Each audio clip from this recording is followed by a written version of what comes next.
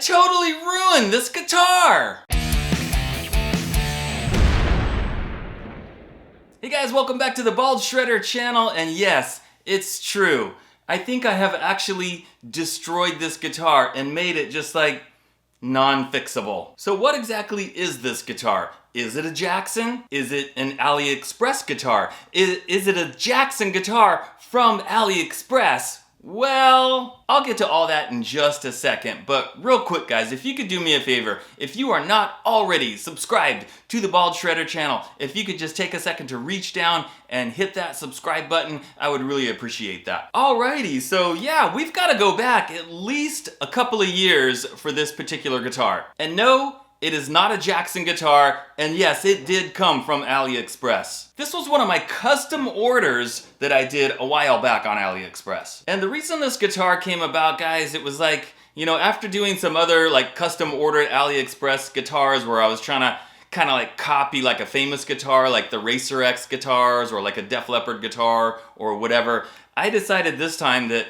instead of trying to copy like a particular famous model, that I would have this builder make me a custom guitar, but like exactly to my specs, to what would be, I guess, what I would consider like the perfect guitar for me. Or in other words, like if I had my own signature guitar from whatever manufacturer, this would be it. Or something like this. And really what I was doing is like, I was very closely trying to copy the specs from my Charvel DK24 Purple Phase, because that's very close to being like the perfect and ideal guitar for me. So as you can see, it's got that dinky shape like a Jackson or a Charvel, and then it was routed for 2 humbuckers, direct mount, no pickup rings, hardtail bridge, 1 volume, and a 3-way blade switch. And this is the original neck that came on it. Now, one of the things that they messed up on is it's got a maple fretboard. It was supposed to have a rosewood fretboard. And the frets on this one, it does have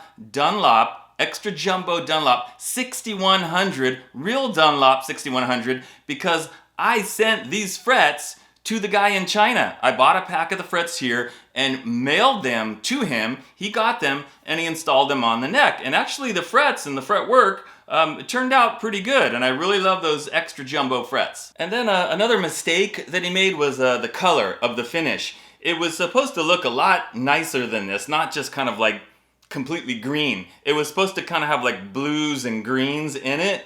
I had sent them a picture of a Kiesel guitar, which you guys probably know, really nice, made in California, and showed him the picture, we're kind of going from the blue to the green with the wood underneath, like a transparent finish, and he assured me that he could do exactly that finish, and then it ended up just coming out like totally green. And overall, guys, the guitar was pretty good. I liked it. It was pretty close to what I wanted, even though they made the mistake of doing the maple fretboard instead of the rosewood. I was like, okay, cool, I'll live with that. But there was one huge mistake that I could not fix. And that is that the neck is too narrow going across. It's way too narrow when you get down here to the 24th fret. It's like at least 2 millimeters narrower than it was supposed to be. And already the measurement that I gave him, like what it was supposed to be, that's already about as narrow as you can get on a neck. But for whatever reason, they messed up. It was too narrow. So when I first got it and I'm playing it, you know, with the strings on there,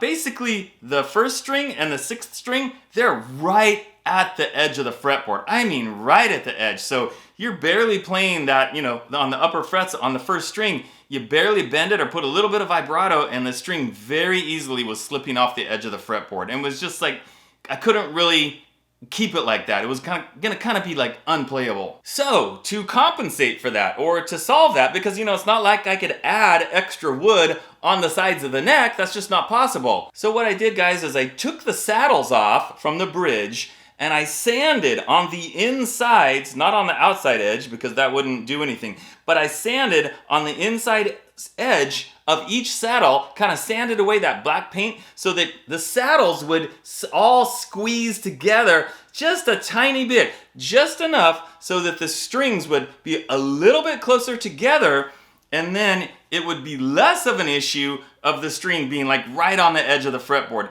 And that did help a little bit, and it did make it more playable. But still, it was just like the neck is still too narrow. Now the strings are closer together, which made it feel like a little bit weird. I could still play it, but it always bugged me that like the neck was too narrow. All right, then fast forward like a year or a year and a half later. I don't remember the exact timeline, doesn't matter. But at some point, I got my hands on a Jackson Kelly. I did a trade for it. It was one of the headless guitars that I had. I did a review on it. I put the headless guitar up for sale locally, and a guy messaged me and he's like, hey, you want to trade it for this Jackson Kelly? And I was like, sure, why not? And I did a video on that Jackson Kelly. Some of you might remember seeing it. And then after I did that video, my buddy Mike over at Fulton Street Beats, he's like, hey, I'll trade you that Kelly body for another guitar body that he had. We'll just swap the bodies. You can keep the neck. And I was like, yeah, cool, because I like the Jackson neck. So let's just swap the bodies, and then we did that. And then I ended up using that body on another guitar. If you guys can see it, it's this one right here. And I put an IYV neck on it, and that one turned out really well. Okay, but then I got this Jackson 24 fret neck laying around and wondering, what am I gonna do with this? Why don't I just take this Jackson neck and stick it on this guitar body, and then I'm gonna have a body, I'm gonna have a guitar, not a body, that looks like a Jackson. Okay, but remember I said the original neck was too narrow, way too narrow. So that means the neck pocket, this width here, going across the neck pocket, too close together, and there's just no way that that Jackson neck is fitting in there. And so I decided, okay, I'm gonna get out my, either my Dremel or my 1/4" trim router, and I'm gonna shave like the sides. And I had to be really careful about it. I mean, I thought about it like over and over for a long time before I finally attempted it. Because if you mess it up, you don't want the neck too far this way or too far that way. You're trying to keep it exactly centered so that the strings are centered, right? So I did it, and I'm doing some sanding by hand and all that, and you can see like a chip of the paint came off right there, and I was like, oh, at that point I was like, okay, whatever, who cares? Let's just get that neck in there and get this guitar going. Okay, so finally, I had it wide enough. I got it to where the neck is gonna fit in there. Let me see if I can get it in there. Yep, got it in there, got it in the pocket. Okay, oh, no, that's too far forward. It's gonna bump the pickup, if there was a pickup in there, which there isn't. And now we see we've got the neck in the pocket, okay? So here's my Jackson, right? With the Jackson soloist, looks pretty cool. All right, yeah. And it fits pretty snug, and it looks like it's gonna be straight and not crooked or anything like that. But there was an issue. Here's the issue, guys. Look at the original neck.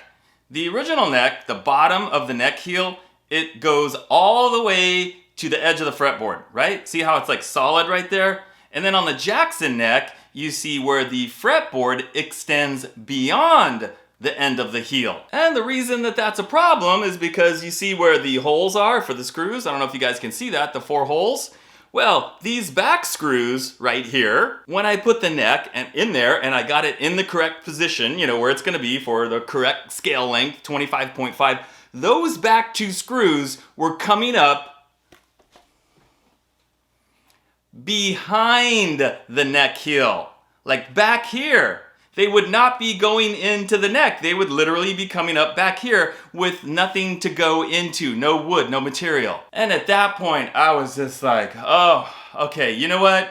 Forget it. I'm done. I'm done dealing with this. My motivation just went right out the window. I was like, that's it. I've got so many other projects and things to do.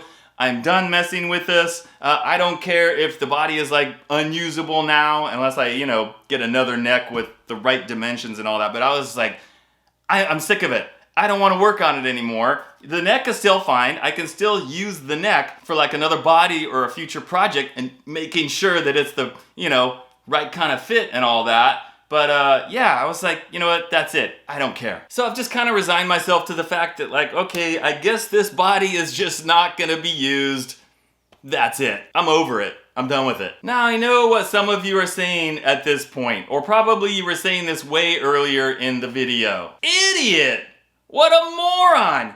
You never learn your lesson. How many times are you gonna buy an AliExpress guitar that is not right, that has problems, that's built incorrectly, that has defects or whatever, and you keep going back and buying more guitars from AliExpress? Well, to answer that question, truthfully guys, like when am I gonna learn my lesson?